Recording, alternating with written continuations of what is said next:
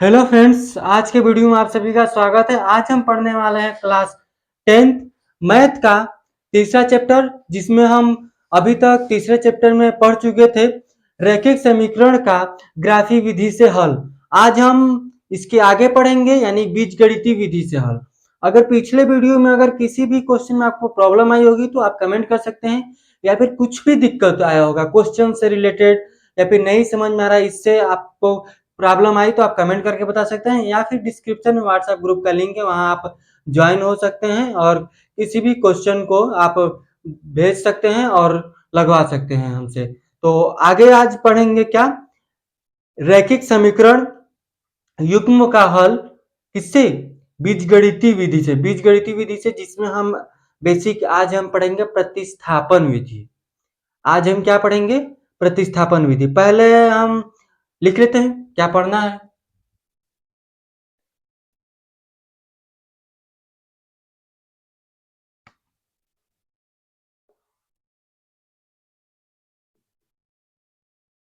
रैखिक समीकरण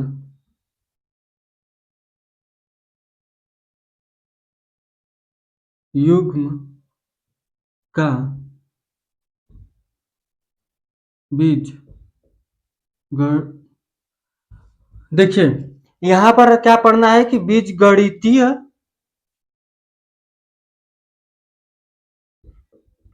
गणितीय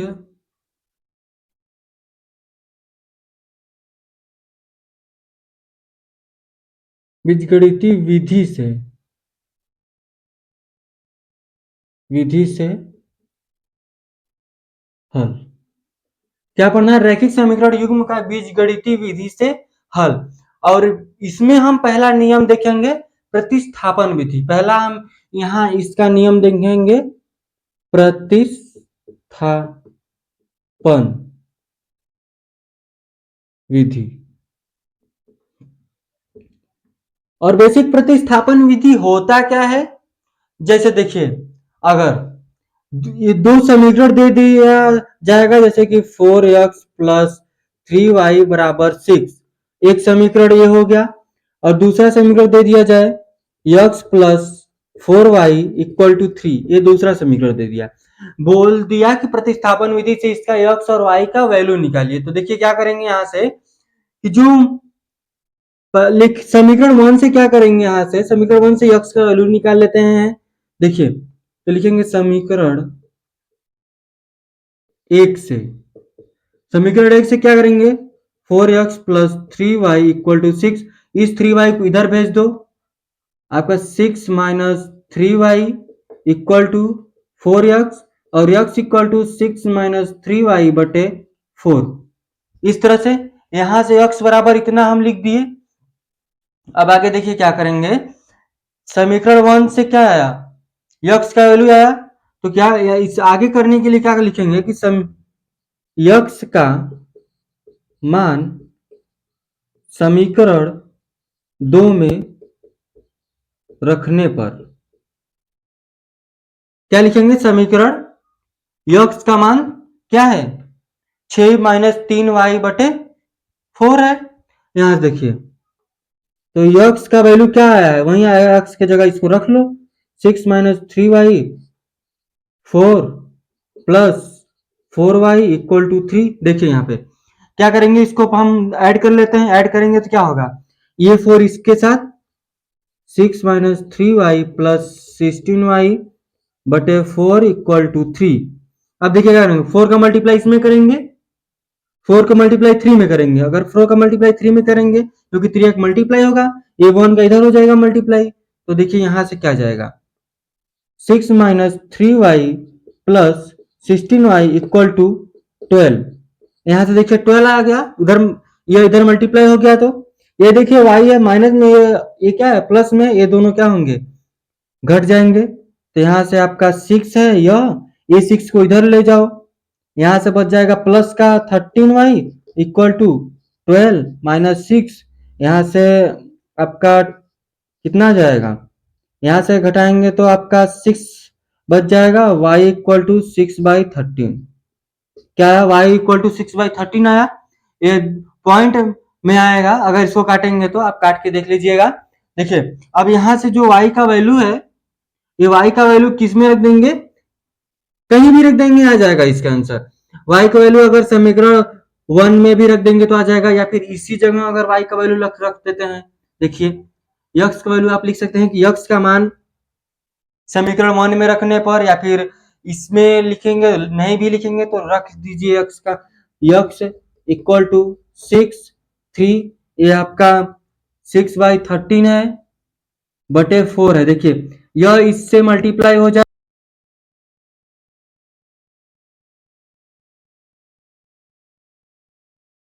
6 माइनस 18/13 बटे 4। अब इसको आप हल कर लीजिएगा, इसका इधर एलसीएम एलसीएम लेंगे और इसका इसमें मल्टीप्लाई करेंगे, फिर जोड़े घटाएंगे, जो आएगा आपका यह आंसर होगा। इस तरह से इसको हम करेंगे। आई होप ये आपको समझ में आ गया होगा कैसे करेंगे प्रतिस्थापन विधि से। प्रतिस्थापन विधि से यानी कि देखिए किसी एक समीकरण में क्या करेंगे कि यक्स का वैल्यू यक्स के बराबर में सबको कर देंगे, फिर उसको क्या करेंगे, यक्स का जो वैल्यू निकलेगा वहां से उसको अगले समीकरण में पुट करेंगे, फिर उसके बाद वहां से y का वैल्यू, या फिर हम पहले y को वही प्रतिस्थापित कर देंगे, y के इक्वल कर देंगे, फिर उसके बाद करेंगे। तो इस तरह से इसको करेंगे। आगे बढ़ेंगे हम इसके उदाहरण की तरफ। आप इसका स्क्रीनशॉट ले लीजिए और ये जो है, और यहाँ से आप इसको सॉल्व कर लीजिएगा, आ जाएगा आंसर क्या आता है। तो आगे देखिए यहाँ पर हम देख लेते हैं उदाहरण 7। इसमें प्रश्नावली 3.3 के लिए यहाँ पर उदाहरण देख लेंगे इसका, जिसमें हम प्रतिस्थापन विधि से ही इसको भी हल करेंगे। बोला है कि प्रतिस्थापन विधि द्वारा निम्न रैखिक समीकरण युग्म को हल कीजिए। देखिए यहाँ पर बोला है कि 7x minus 15y equal to 2, ये समीकरण 1 ले लेंगे। यहाँ से x plus 2y equal to 3, तो ये समीकरण 2 लेंगे। देखिए करेंगे क्या, समीकरण 1 और समीकरण 2 से, यहां पर हम समीकरण 1 से पहले लिखते हैं। समीकरण 1 से समीकरण 1 से समीकरण 1 से आप पूरा समीकरण लिख सकते हैं इस तरह से। हम बस समी और उसके बाद पॉइंट लिख लेते हैं। आप समीकरण पूरा लिख सकते हैं। समीकरण 1 से क्या करेंगे, यहां से 7x 15y इक्वल टू 2, तो यहां से हम 15 को इधर भेज देते हैं, 2 प्लस ये माइनस इधर जाएगा, प्लस हो जाएगा, आपका 15y हो जाएगा। यहाँ से 7x क्या करेंगे, यक्स की मल्टीप्लाई में 7 इधर जाएगा तो डिवाइड में हो जाएगा। देखिए x equal to 2 plus 15y बटे यहाँ से 7 हो जाएगा, ये 7 हो जाएगा। देखिए यहां से हम समीकरण 1 से क्या निकाले, यक्स के बराबर में कर दिए, यानी कि यक्स के बराबर में इसको लिख दिए, यानी इसको इधर प्रतिस्थापित कर दिए।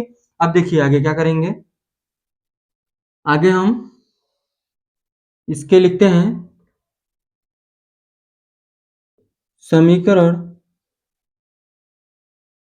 2 में यक्स का मान रखने पर, देखिए समीकरण 2 में यक्स का मान रखेंगे, यक्स का मान ये है, समीकरण 2 यहां पर है। देखिए तो यक्स क्या है, यक्स का वैल्यू रख लेते हैं समीकरण, और समीकरण यक्स क्या है, यक्स समीकरण 2 क्या है, इस तरह से। अब यक्स की जगह क्या रखेंगे, इसी को, तो यक्स की जगह रख लेते हैं, क्या है आपका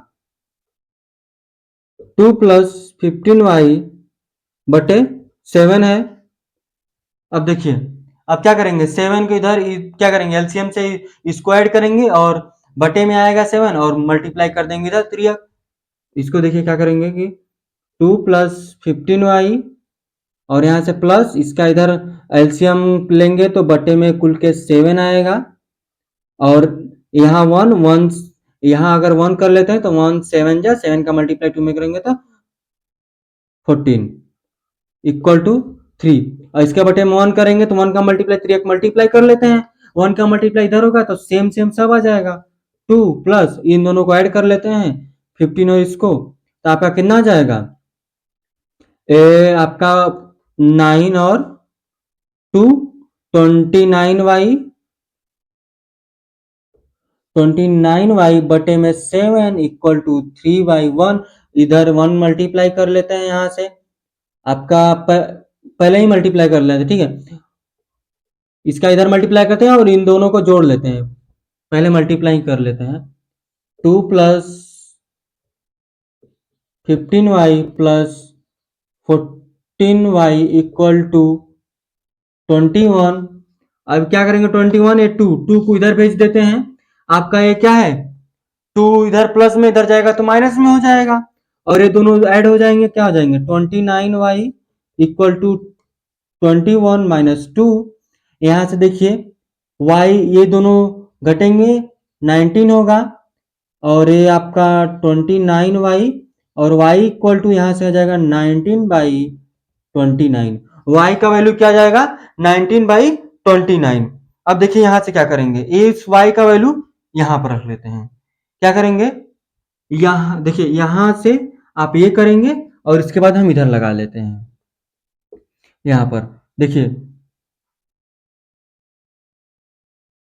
यहाँ से हम डायरेक्ट हम रखते हैं, लिख नहीं रहे हैं। यहाँ पर यक्स इक्वल टू इतना है तो y का वैल्यू हम यहाँ पर रखेंगे। देखिए यक्स प्लस 2 प्लस 15, y यहाँ y है आपका, ये मान लीजिए समीकरण हम 3 ले लिए यहाँ से, तो यहाँ पर हम लिख देंगे कि समीकरण 3 में y का मान रखने पर, तो देखिए क्या हो जाएगा यहां से, तो यक्स प्लस 2 प्लस 15y बटे 7। देखिए यहां y है तो y के जगह पे क्या रखेंगे 19, 19/29। यहां से इसको कर लिए। अब देखिए यहां पर अब हम क्या करेंगे, ये आपका 15 है, ठीक है, 15 का मल्टीप्लाई 19 में करेंगे इस तरह से, तो कर लेते हैं। इसका मल्टीप्लाई इसमें देखिए करेंगे आपका, तो कितना आ जाएगा यहाँ पर 19/15, तो 5 9 जा 45, 5 4 करीब, यहाँ पर 9 हो जाएगा। यहाँ से आपका 9 फिर 1 5 8 2 इतना आ जाएगा 285। यहाँ से 285 और ये आपके बटे में 29 प्लस में 2 बटे में 7 आ जाएगा, इस तरह से आएगा। अब देखिए क्या करेंगे, हम ये दोनों का हम इसको ऐड करेंगे तो यहाँ पर 1 आएगा, इसका एलसीएम लेंगे और ये दोनों क्या हो जाएंगे मल्टीप्लाई हो जाएंगे। तो आगे देखिए यहाँ पर क्या हो जाएगा, इसका मल्टीप्लाई इसमें होगा तो क्या आ जाएगा 58 प्लस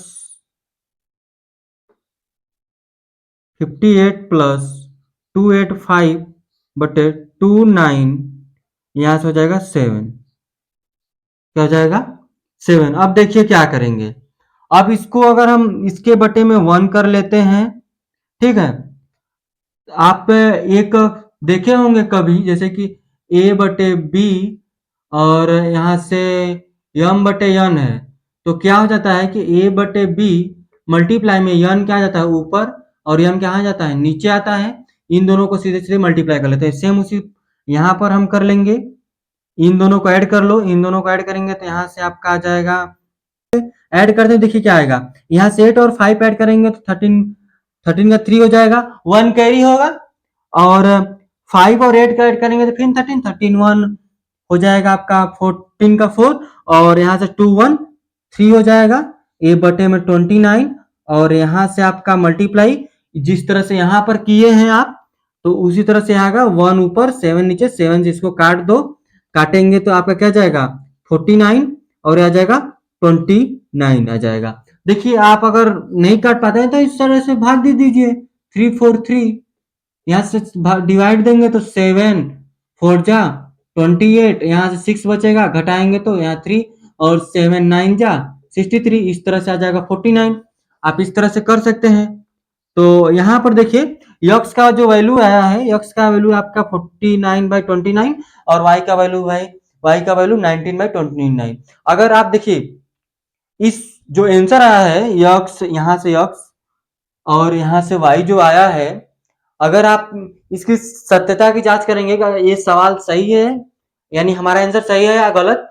तो उसमें क्या करेंगे कि जो y का वैल्यू है, यहाँ से जो x का वैल्यू है, ठीक है, इन दोनों का वैल्यू उठाकर इस समीकरण 1 में रखिए या समीकरण 2 में। अगर देखिए यहां पर रखते हैं तो इनको सोल्व करने पर ये 2 के बराबर आ जाता है, यानी कि क्या है, आंसर हमारा सही आ गया है।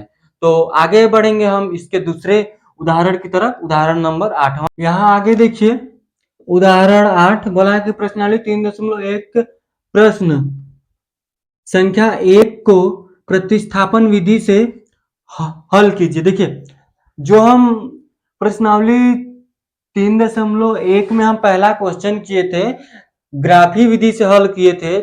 इसमें क्या क्वेश्चन था कि आफ्ताब अपनी पुत्री से कहता है, क्या कहता है कि 7 वर्ष पूर्व मैं तुमसे 7 गुनी आयु का था, अब से 3 वर्ष बाद मैं तुमसे केवल 3 गुनी आयु का रह जाऊंगा। तो इसमें बोला था ग्राफी विधि से हल करने के लिए, लेकिन यहाँ इस उदाहरण में क्या बोल दिया है कि इसको प्रतिस्थापन विधि से हल करने के लिए। तो पहले चलिए सोल्व करते हैं इसको। हम यहाँ पर लिखेंगे माना आफ्ताब की आयु यक्स है, माना आफ्ताब की आयु यक्स है तथा पुत्री की आयु वाई है, यही हम वहां भी माने थे। देखिए अब आगे इसमें क्या बोला है कि 7 वर्ष पूर्व, यानी 7 साल पहले क्या है उसकी आयु, उसकी आयु यही है आपकी।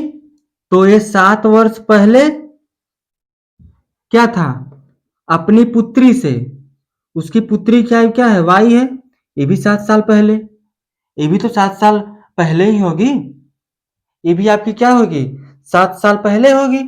देखिए यहां पर, यहां से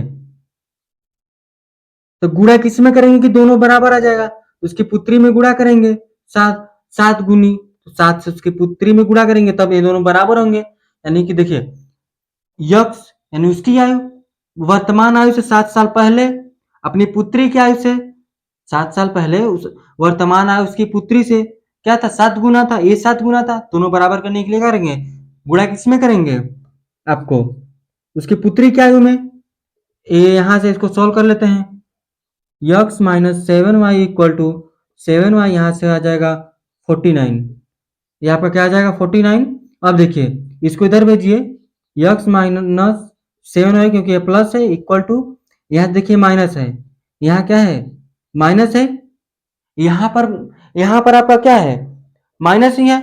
तब क्या करेंगे इस माइनस को इधर भेज लीजिए, यहाँ से आ जाएगा +7, यहाँ से आ जाएगा 49 में से 7 7 माइनस करेंगे तो 42, ये भी माइनस में, यहाँ से यक्स माइनस 7y, इसको और इसको हल कर लीजिए, यक्स माइनस 7y प्लस इसको इधर ले आइए 42, क्योंकि इधर है तो इधर आएगा माइनस में, ये 0, इसको ले लीजिए समीकरण 1। यहाँ से हम ले लिए समीकरण 1। अब आगे देखते हैं, समीकरण 1 हो गया। अब क्या बोला है उसके आगे कि अब से 3 वर्ष बाद, यानी कि वो 3 वर्ष बाद की बात कर रहा है। देखिए 3 वर्ष बाद मैं तुमसे केवल 3 गुनी आयु का रह जाऊंगा, एक मजाक की तरह बोल दिया क्या। देखिए अब देखिए क्या है कि उसकी वर्तमान आयु से 3 वर्ष बाद, ठीक है, उसकी पुत्री की वर्तमान आयु से 3 वर्ष बाद क्या रह जाएगा 3 गुनी, क्या हो जाएगा 3 गुनी आयु का रह जाएगा। तो 3 गुना ये है, तो बराबर करने के लिए 3 से किसमें मल्टीप्लाई करेंगे, उसकी पुत्री की आयु में, ठीक है। इसको सॉल्व कर लेते हैं, यक्स प्लस 3, यहाँ से हो जाएगा 3y, ये हो जाएगा 9। अब देखिए यह इधर लाए हैं, यक्स माइनस 3y, ये जाएगा 9, ये जाएगा इधर 3, ये दोनों घटेंगे आपके, यहाँ से घटेंगे तो आ जाएगा 6 यक्स माइनस 3y। यहाँ देखिए क्या करेंगे हम कि यक्स माइनस 3y यहाँ से -6 इक्वल टू 0। ये ले लेंगे समीकरण 2। यहाँ से हम ले लेंगे समीकरण 2। अब देखिए अगर यहाँ समीकरण 2 या समीकरण 1 से क्या करते हैं, यक्स के सामने सबको भेज देते हैं, तो यहाँ से यक्स के बराबर ही सबको कर लेते हैं। लिखेंगे समीकरण 2 से, समीकरण 2 से क्या करेंगे, यक्स इसको आप यहां से देख लीजिए, इधर 6 था, इधर क्या है 6 है, ये इधर जाएगा इधर तो क्या हो जाएगा, ये माइनस इधर जाएगा तो प्लस, तो 6 प्लस 3y हो जाएगा। आप इसको ले लीजिए समीकरण 3, ठीक है, समीकरण 3 ले लीजिए। अब देखिए यहां से क्या करेंगे, आगे लिखेंगे समीकरण 1 में यक्स का मान रखने पर, समीकरण 1 यहां पर है, देखिए समीकरण 1 यही है, x minus 7y plus 42 equal to 0, यही है। यक्स का वैल्यू हम रखेंगे, इसको यहां पर हम रख लेते हैं यक्स के जगह पे 6 प्लस 3y।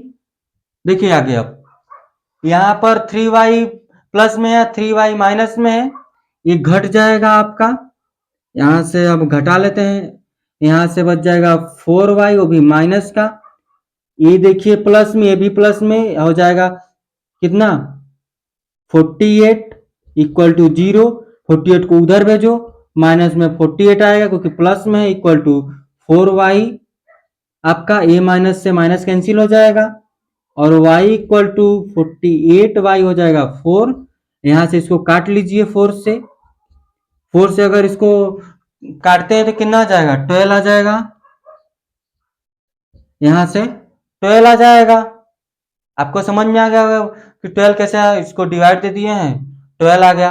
देखिए अब क्या करेंगे, y का वैल्यू हम उठाकर समीकरण 3 में रख लेते हैं, देखिए ये करेंगे, फिर इसके बाद ये, फिर इसके बाद ये, यहां पर हम इसको रख लेते हैं समीकरण 3 में y का मान रखने पर, देखिए y क्या है, x equal to 6 plus 3y, y के जगह पे हमको क्या रखना है 12, तो यहाँ पर y की जगह मल्टीप्लाई में 12, ये दूसरे से मल्टीप्लाई होंगे, आ जाएगा 36 प्लस 6 x इक्वल टू, ये दोनों मल्टीप्लाई कर ले, ये दोनों को ऐड कर लेते हैं, कितना हो जाएगा 42, आपका क्या आ जाएगा 42, x का वैल्यू यहाँ पर निकल गया और y का वैल्यू यहाँ पर निकल गया, यानी कि जो उसकी आयु है 42 है, और जो उसकी पुत्री की आयु होगी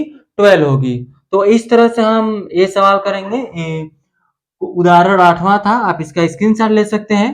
फिर आगे बढ़ेंगे हम इसके 9वें उदाहरण की तरफ। 9वां उदाहरण की तरफ बढ़ते हैं। यहाँ पर बोला है कि आइए अनुच्छेद 3.3 के उदाहरण 2 को लें, अर्थात उदाहरण दे दिया है, हमको देखना नहीं पड़ेगा।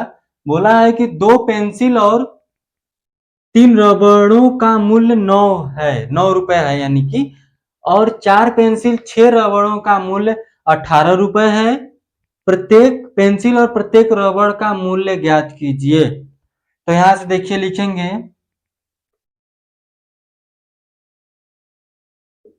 माना पेंसिल का मूल्य, माना पेंसिल का मूल्य x है तथा रबड़ का मूल्य y है, यही हम लेंगे। अब आगे देखिए, बोला है कि दो पेंसिल और 2 रबड़ का मूल्य 9 रुपए, यानी दोनों के मूल्य है। यहां से बोलना चाहिए था कि प्रत्येक पेंसिल और प्रत्येक रबड़ का मूल्य नहीं, यहाँ पर एक रबड़ और एक पेंसिल का मूल्य उसमें बोला था, तो यहाँ आप लिख सकते हैं कि एक पेंसिल और एक रबड़ का मूल्य ज्ञात कीजिए। लिखेंगे एक पेंसिल और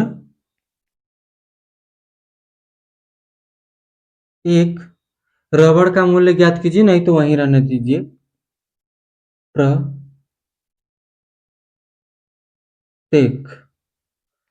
क्या लिख देंगे कि प्रत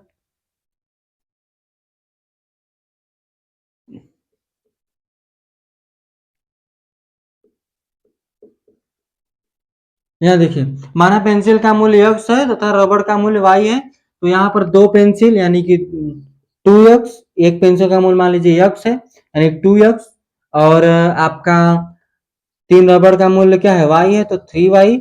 दोनों को जोड़ने पर ही क्या आया है आपका 9 आया है। इसको ले लीजिए समीकरण 1। क्या ले लेंगे समीकरण 1।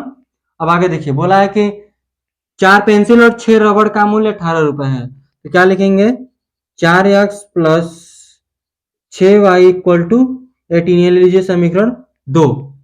समीकरण 2 ले लिए। अब क्या करेंगे, समीकरण 1 को प्रतिस्थापित करेंगे। लिखेंगे समीकरण 1 से ये यहाँ पर 2x plus 3y equal to 9 है, तो यहाँ से क्या करेंगे 2x plus 3y equal to 9, तो यहाँ से करेंगे 2x प्लस 9 माइनस 3y। यहाँ से आपका हो जाएगा x equal to 9 minus 3y बटे 2। इसी तरह से होगा। अब देखिए क्या करेंगे, ये मान लीजिए समीकरण 3 है। लिखेंगे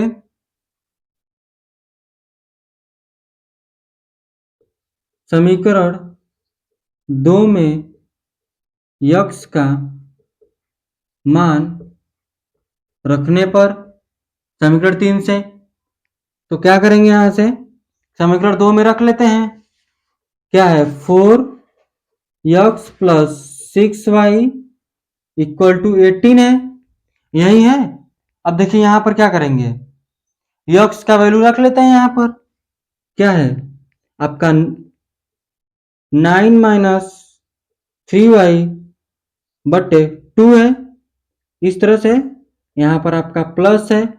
अब देखिए इसको अंदर हम मल्टीप्लाई करेंगे, या फिर इसको क्या करते हैं, इसको इससे काट लो, इसको इससे काट देंगे, 2 आ जाएगा। 2 का मल्टीप्लाई अंदर कर लो, 18 माइनस 6y प्लस 6y आ जाएगा 18 आ जाएगा। क्या आ जाएगा 18 आ जाएगा। तो देखिए यहाँ पर क्या आया, यहाँ तो कट ही गया, ये इससे ये कैंसिल हो गया, ये इससे कैंसिल हो गया। 18 इक्वल टू 18, यहाँ पर क्या आ गया 18 बराबर 18 आ गया। अब इसको आगे क्या करेंगे, आगे कर ही नहीं पाएंगे क्योंकि यहाँ y का वैल्यू ही नहीं आया है। आप फिर से देख लेते हैं कहीं कुछ मिस्टेक हुआ है।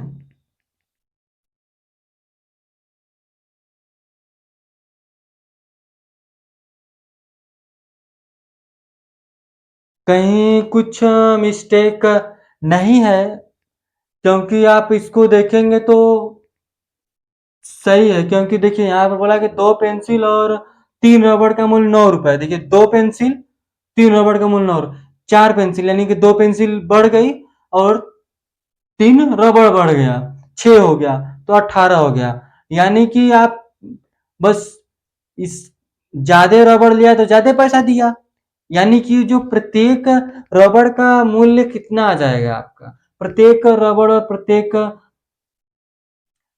क्या बोला, प्रत्येक पेंसिल और प्रत्येक रबड़ का मूल्य 18-18 आ जाएंगे। इतना ही इसको हम करेंगे क्योंकि आगे अब ये होगा नहीं, तो आप इतना करके छोड़ दीजिएगा, कोई गलत नहीं काटेगा। अब इसके आगे बढ़ेंगे लास्ट उदाहरण 10वां की तरफ, आप इसका स्क्रीनशॉट लीजिए। आगे बढ़ते हैं इसके उदाहरण 10वां की तरफ। लास्ट उदाहरण है इसका, यानी अगला प्रश्नावली अब चालू होगा 3.3। उसके लिए लास्ट उदाहरण है, बोला कि आइए अनुच्छेद 3.2 का उदाहरण 3 लें। क्या रेल पटरी रेल पटरी एक दूसरे को काटेगी? देख लेते हैं। हम लिख लिए हैं यहाँ पर उदाहरण उसका। दो रेल पटरी समीकरण इतना x minus two y x plus two y minus four equal to 0 और 2x plus 4y minus 12 equal to 0 द्वारा निरूपित की गई है। देखिए यहाँ पर हम करेंगे क्या, पहले आप इसको ले लीजिए समीकरण 1,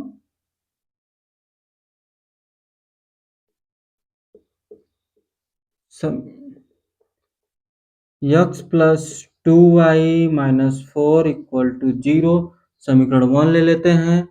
यहाँ से 2x plus 4y minus 12 equal ले लेते हैं समीकरण 2। ठीक, यहाँ पर आपका 0 हो जाएगा, इसको समीकरण 2 ले लेते हैं। ठीक है, अब क्या लेते हैं कि यक्स किसी को प्रतिस्थापित तो करना पड़ेगा, तभी तो पता चलेगा। तो लिखेंगे समीकरण